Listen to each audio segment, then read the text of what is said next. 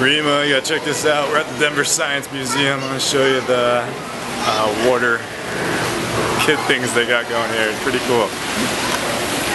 This is the coolest thing right here, I think. Look at this water vortex. Stick your hand right into a vortex. Whoa. That's so cool. Got a hand dryer. You can dry off your hand.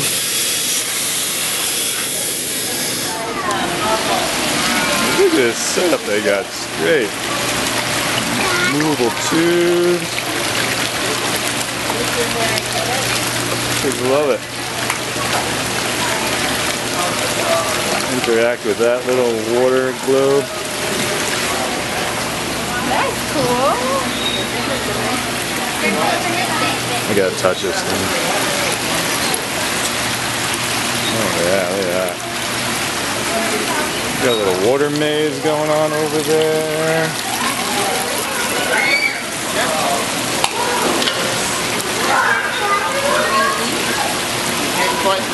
And they got this thing.